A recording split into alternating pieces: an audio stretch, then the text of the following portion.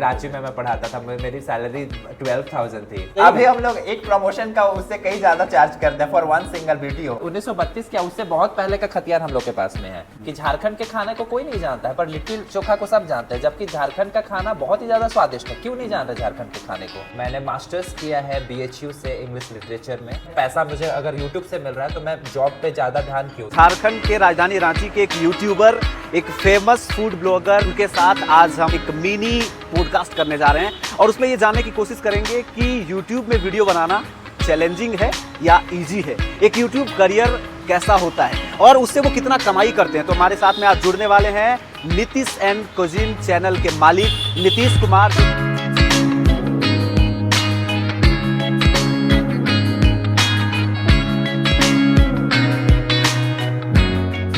मैंने इस पॉडकास्ट के लिए रांची के ही एक खूबसूरत से रेस्टोरेंट को चुना है जिसका नाम है द मर्ड आइलैंड। के लिए एक मैं अपनी लिखी हुई शेर अर्ज करना चाहता हूँ कि माटी के पुतले में जान होनी चाहिए, मेहनत करने वालों की अलग पहचान होनी चाहिए और जिन्होंने यहाँ से चल करके यहाँ तक अपनी पहचान बनाई हो ना, उनके स्वागत में पूरी आसमान होनी चाहिए।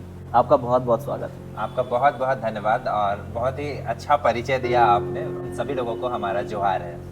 सवालों का सिलसिला हम यहीं से शुरू करते हैं, क्योंकि बकवास लोग भी नहीं सुनना चाहते हैं। हम आपको फूड ब्लॉगर के हैं या एक यूट्यूबर के? मुझे नहीं लगता कि मैं फूड को लेकर बहुत ज़्यादा ही फोकस रहता हूँ, क्योंकि यूट्यूबर बनने के बाद मुझे लगा कि मैं हर एक क्षेत्र में हल्का काम कर रहा हूँ। जैसे अनाथ आश्रम हो गया, वृद्धाश्रम हो गया या ब्लाइंड स्कूल, नेत्रहीन विद्यालय, इन सभी जगह पे हम लोग जाते हैं, जो कि फूड ब्लॉगर को अधिकतर ये सब चीज़ें करते हुए लोग नहीं देखते हैं। देखिए, आपसे मिलने के पहले थोड़ा बहुत मैंने रिसर्च किया आपके बारे में।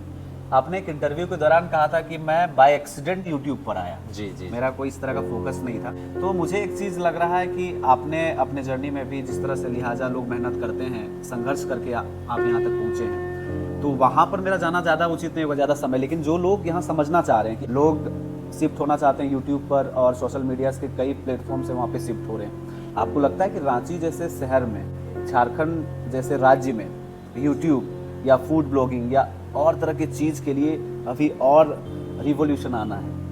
बिल्कुल, मुझे लगता है रांची या झारखंड की बात करें, यूट्यूबर की बात करें, हर जगह पे आपको लोग कैमरा, मोबाइल या कहीं पर भी शूट करते हुए दिखते हैं। पर जब हम लोगों ने शुरू किया था तो ये चीज़ें बहुत कम दिखाई देती थी और इन 4-5 सालों में बहुत सारे बदलाव हम लोगों ने खुद देखे हैं।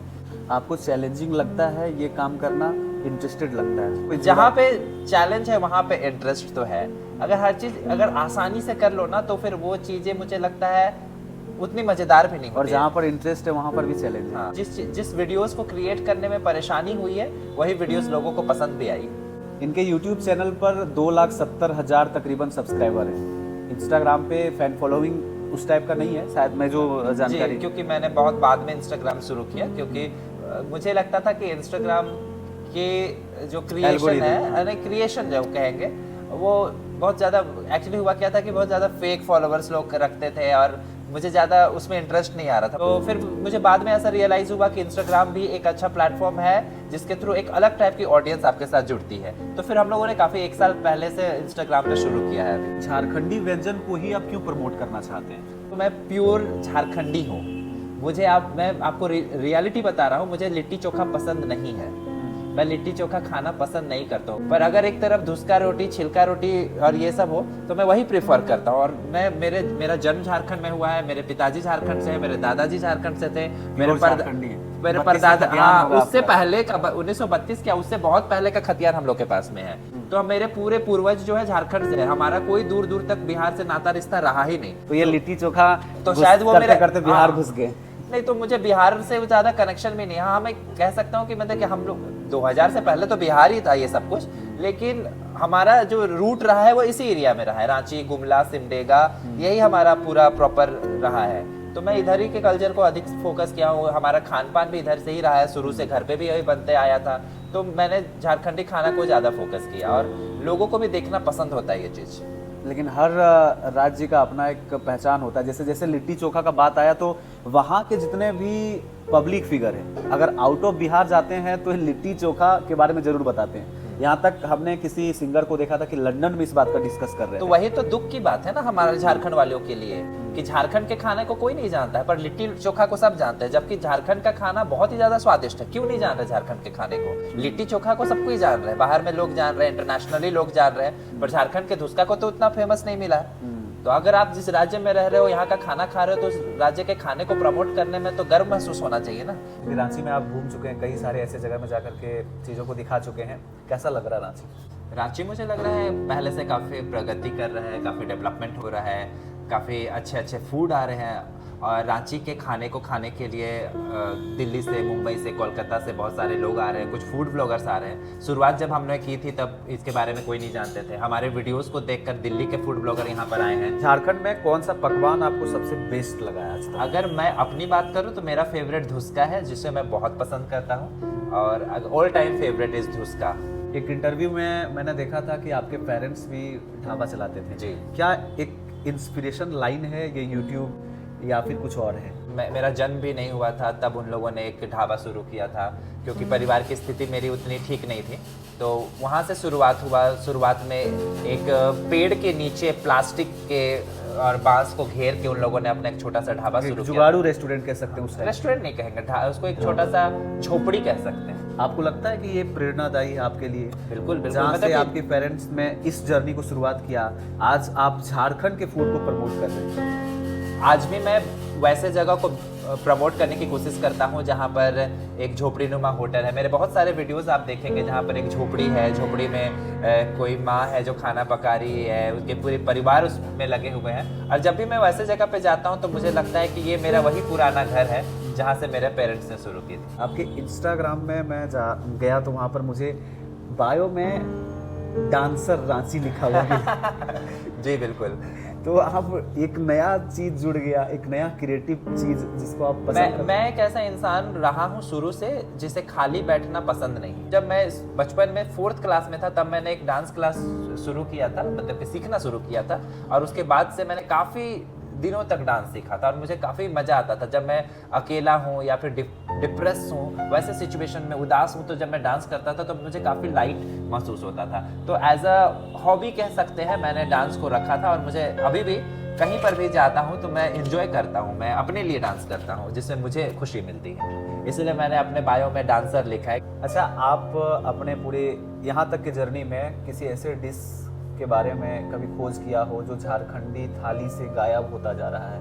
एक धुत्तू रोटी है, इसको पत्ता रोटी बोलते हैं, सखुआ के पत्ते में उसको बनाया जाता है, वो बहुत कम दिखाई देता है। खपड़ा रोटी भी मुझे तो बहुत कम ही जगह दिखाई देता है। पिठा धुसका तो दिखता है, पिठा धुसका, छिलका, मड़वा रोटी, ये सब दिखता है, बट धुत्तू रोटी और खपड़ा रोटी मुझे बहुत कम दिखाई देता है। ऐसे बहुत सारे खाने हैं जो लोग झारखंड के लोग भी नहीं जानते हैं, और झारखंड रांची में मिलता भी नहीं है। अच्छा, एक और इसी से जुड़ा हुआ मेरा सवाल होगा कि आपको जब ऐसा कुछ मौका मिल जाए इंटरनेशनल या नेशनल प्लेटफॉर्म पे इसको रिप्रेजेंट करने का, तो कौन से ऐसे डिश को आप फेवर करेंगे कि इसको एक राष्ट्रीय स्तर का पहचान मिले जो झारखंड का है? मुझे लगता है शायद मैं पिठा को ज़्यादा इसमें रखना चाहूँगा, क्योंकि पिठा एकदम 0 ऑयल है।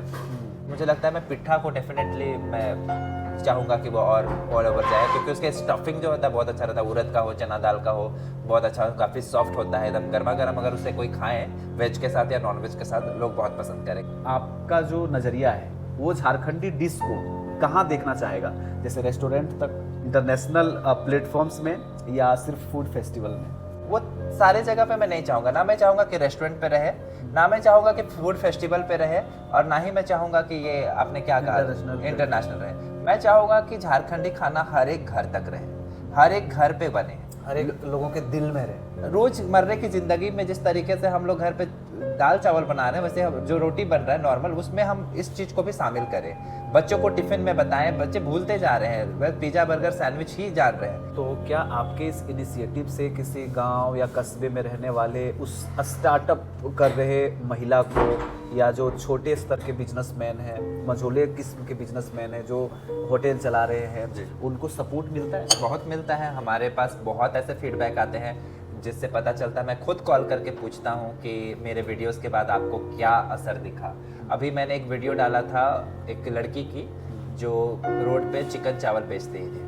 वो मैंने पूछा कि आपके पापा क्या करते हैं, उन्होंने बताया कि मेरे पापा ऑटो चलाते हैं। उसके बाद मैंने उनका वीडियो किया, 1-1.5 लाख व्यूज वीडियो मैंने देखा था। और उसके बाद उनको मैंने कॉल भी किया। उन्होंने कहा कि भैया बहुत बहुत थैंक यू, आपने बहुत अच्छा किया कि हमारा वीडियो डाला। उसके बाद बहुत लोग खाने आ रहे हैं वीडियो देख के, लोग सपोर्ट कर रहे हैं। और ऐसे बहुत सारे मतलब लोग हैं जिनके वीडियोस हम लोगों ने किए हैं। कई बार हमें ये पूछा जाता है कि आप तो फूड ब्लॉगर हैं, आप तो सब जगह जाके फ्री में खा के आ जाते होंगे, लेकिन कोई भी ऐसा जगह जहाँ कोई रोड पे कोई ठेला लगाया हुआ है, रोड पे कोई बेच रहा है, वैसे जगह पे जब हम लोग जाते हैं तो उनको प्रॉपर वहाँ पैसा देते हैं और उसके बाद हम लोग वहाँ पे खाना खाते हैं। लेकिन अगर हम लोग किसी बड़े रेस्टोरेंट में जाते हैं जो हमें खुद बुलाते हैं कि आप हमारे रेस्टोरेंट पे आइए, हमारे रेस्टोरेंट को प्रमोट कीजिए, तब हम लोग उनके वीडियो बनाने के लिए अच्छा खासा पैसा चार्ज करते हैं। बिल्कुल, हम ब्रांड डील पर आएंगे, हाँ। इन्फ्लुएंसिंग पर भी जाएंगे।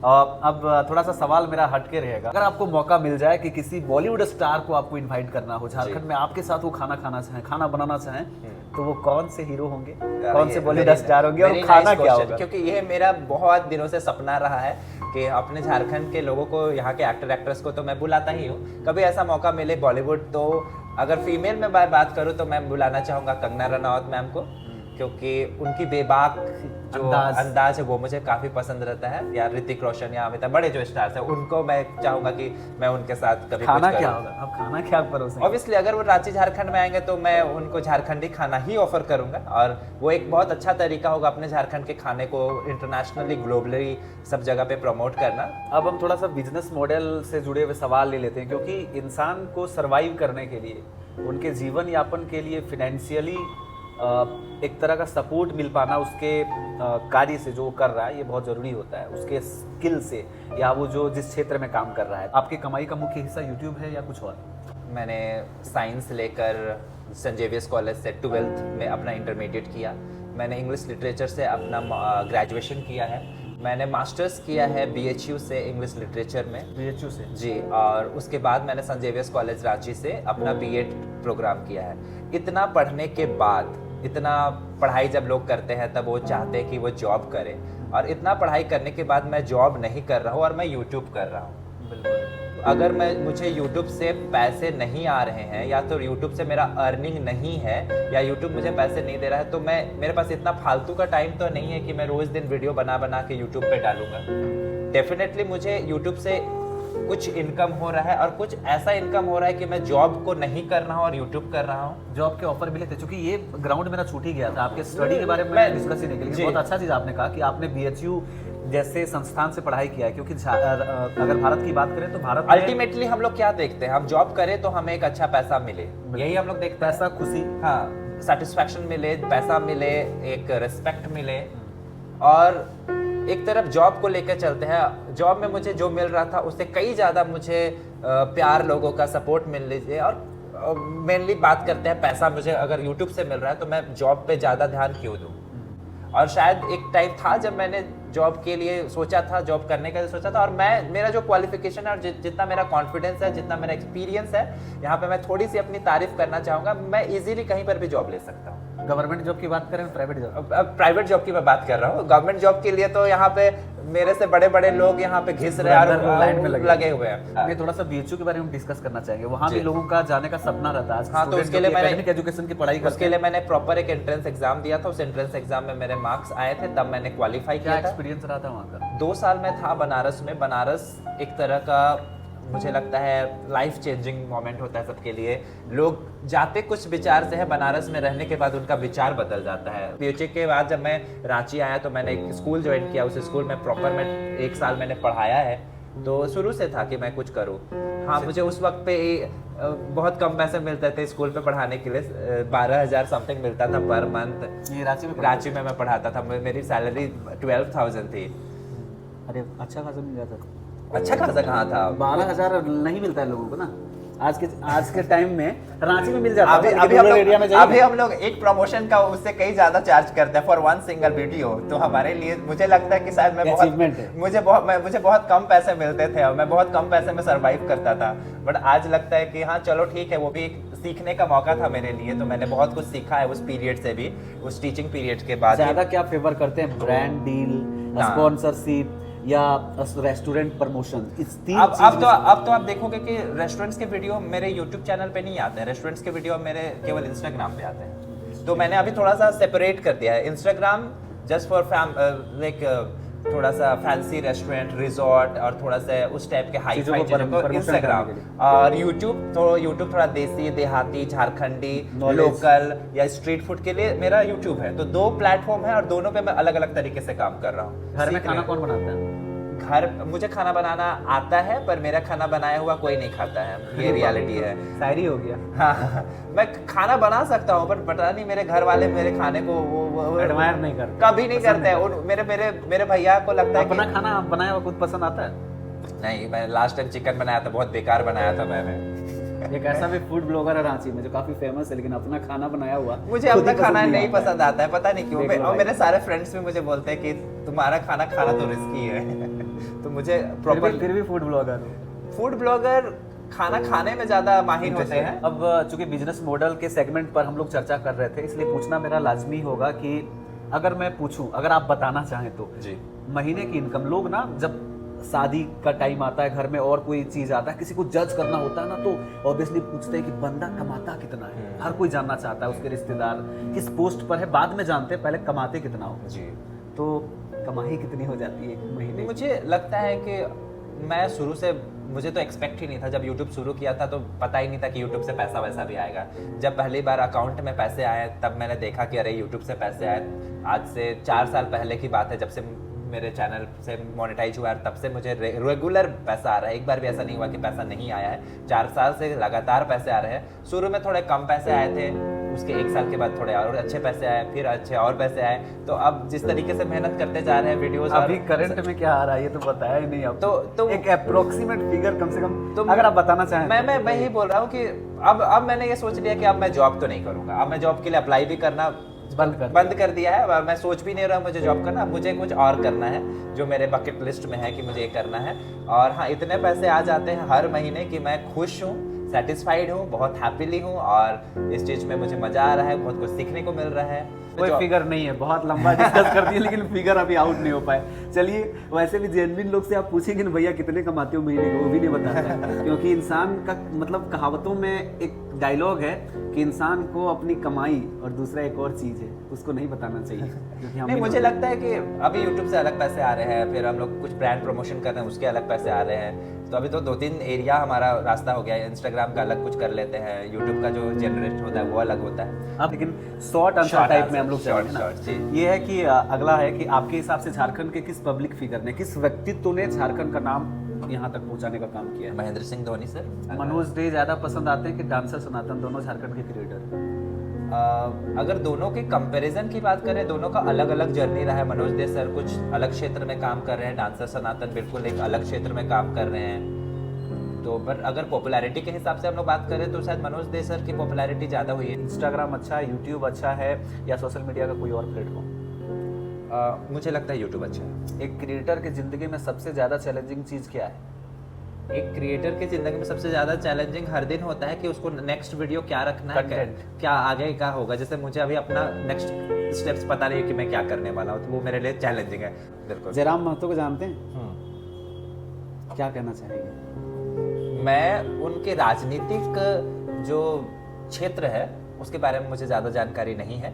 जब मैं उनसे मिला तो मैंने उनके राजनीतिक क्षेत्र में हो रहे चीज़ों को भी ज़्यादा डिस्कस नहीं किया था। मैंने उनके पर्सनल जीवन के बारे में 10-15 मिनट बात किए थे। हेमंत सोरेन? हेमंत सोरेन जी मुझे बिल्कुल काफ़ी अच्छे लगते हैं। उनका जो काम रहता है या फिर उनका जो, मुझे उनसे मिलने का मन है। और कल्पना मैम तो बिल्कुल हमारे वीडियोस को देखती हैं। उनसे जब मुलाकात हुई थी तो उन्होंने कहा भी था कि आपके वीडियोस देख के बहुत जगह पे गई भी हैं। आजकल किसी भी चीज़ का जवाब चाहिए ना आपको, तो चैट जीपीटी और एआई के कई ऐसे टूल्स हैं जहाँ पर आप उसको उस प्रश्न को डाल देने से आपको जवाब मिल जाएगा। अगर फूड से एआई को जोड़ा जाए, आर्टिफिशियल इंटेलिजेंस को, तो क्या निकल करके आएगा बाहर में? आपको क्या लगता है कैसे मददगार साबित हो सकता है आने वाले टाइम में एआई? चला आ रहा है जो हमारे पूर्वज पका रहे हैं, जो उनकी रेसिपी रही है, जो उन्होंने सिखाया है, सीखा है, गांव देहात में जो रहा है, वही चीज़ हम फॉलो करें, उन्हीं को देख के सीखें तो ठीक है। एक डांसर, एक इन्फ्लुएंसर, एक फूड ब्लॉगर, एक कंटेंट क्रिएटर इंटरव्यू भी लेता है, आपको पता है? और इंटरव्यू इन्होंने कई सारे शख्सियत झारखंड का ले लिया है। वो जो रिपोर्टर नहीं करता, इंटरव्यूअर नहीं करता है या पॉडकास्टर नहीं करता है, वो ये काम करते हैं। इनका वीडियो अगर प्लेटफॉर्म में आप देखेंगे तो नितेश कश्यप जो नागपुरी सिंगर हैं, ब्लॉकबस्टर उन्होंने गाना यहाँ पे दिए हैं। और अभी आपने नाम सुना चिंता देवी, वो भी अच्छी गायक, मतलब टॉप लेवल की है। ऐसे लोगों का आपने ले लिया है, कितना मतलब ये सब कैसे कर रहे हैं, इधर भी उधर भी, खाना पकाना।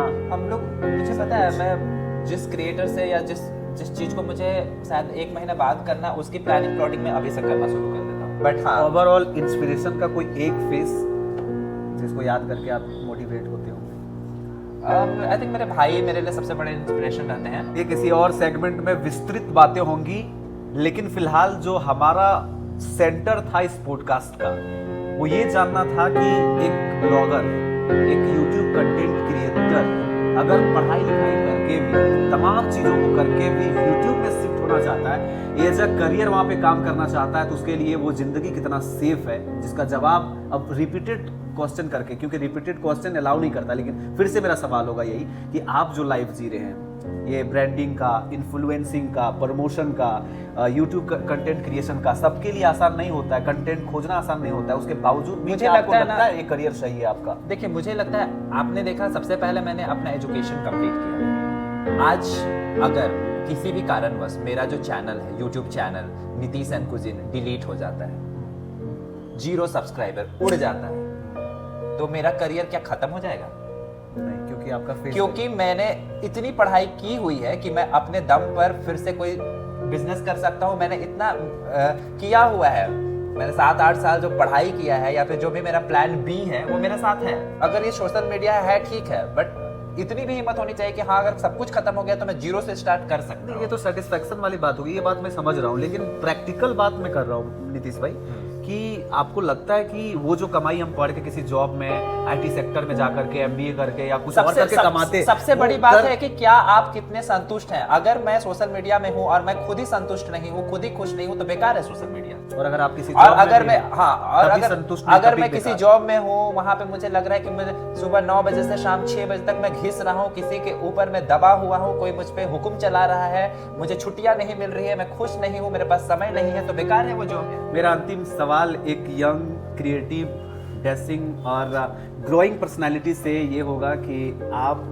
अपने गर्लफ्रेंड के साथ कौन से गाने को एंजॉय करते हैं? अभी तो फिलहाल हमारी कोई महिला मित्र नहीं है, और जिस उम्र के पड़ाव में मैं हूँ, उस उम्र के पड़ाव में अब सीधे मेरी शादी होगी, एंड ये इसकी पता सबको चलेगा कि शादी होने वाली है। और ये चीज़ ना मैं क्लियर करना चाहता हूँ, बहुत बार क्या होता है कि हमारे वीडियोज़ में अलग अलग मॉडल्स आती हैं। मॉडल्स को हम लोग इसलिए बुलाते हैं क्योंकि लोग हमारा चेहरा देख देख के बोर हो जाते हैं, तो हमारे साथ कोई न्यू चेहरा आती हैं, और बाकायदा हमें उन्हें बहुत अच्छा खासा पैसा पेमेंट करना पड़ता है, तब जाके वो मॉडल हमारे साथ आती हैं। बहुत लोग हमारा नाम अब मॉडल्स के साथ जोड़ते हैं, जबकि वो मॉडल्स हमारे से बहुत जूनियर्स होती हैं। बहुत सारे लोग भाई के रूप में आती है, बट हम लोग का प्रोफेशन है जिसमें कि हम दिखाना चाहते हैं कि हाँ, एक सुंदर सी प्रेजेंटेबल लड़कियां हैं जो, तो बुरा लग गया यार, तो ऐसा करना पड़ता है, तो ये चीज़ है। और हाँ, रही बात शादी की, तो गर्लफ्रेंड है ही नहीं, ये बुरा लग गया सुन के, इसलिए मैंने डायरेक्ट सवाल नहीं किया था। अगर पूछते कि क्या नीतीश कुमार के गर्लफ्रेंड है, तो ये थोड़ा सा अजीब, इसलिए मैंने कौन सा गाना सुनना पसंद करते हैं आप, तो इन्होंने खुल करके अपना जवाब दिया। हाँ, अगर मेरी गर्लफ्रेंड होती तो मैं खुला बोलता कि हाँ जी, हमारी गर्लफ्रेंड है और उनके साथ हमारी शादी होने वाली है, बट ऐसी सिचुएशन अभी नहीं है, तो so sad for me. Personal सवाल था मेरा, आपके साथ में जुड़े थे नीतीश कुमार, मैंने इनके नाम के आगे कई तरह के ऐसे टैग यूज किए हैं जो संभावित रूप से झारखंड को एक बड़े यूट्यूबर, बड़े पर्सनालिटी की ओर इनको अग्रसर करें। हमारी तरफ से भी ढेर सारी दुआएं। अगले एपिसोड तक के लिए हमें अलविदा दें, उसके बीच में कमेंट बॉक्स आपके लिए खुले हैं। आप जाहिर तौर पर आपके दिमाग और दिल में जो सवाल चल रहे हैं वो कर सकते हैं कि अगली बार जब हम बातचीत करेंगे तो झारखंड के डिश के बारे में, इनके बारे में, यूट्यूब करियर और प्रमोशन के लाइफ के बारे में क्या कुछ चल रहा है, आप जरूर बताएंगे। मेरा नाम है रवि भास्कर, आप हमारे इस प्लेटफॉर्म पे इस चीज़ को देख रहे हैं। हमारे लिए भी कोई सजेशन हो तो प्रतिक्रिया जरूर दें। नमस्कार। जोहार।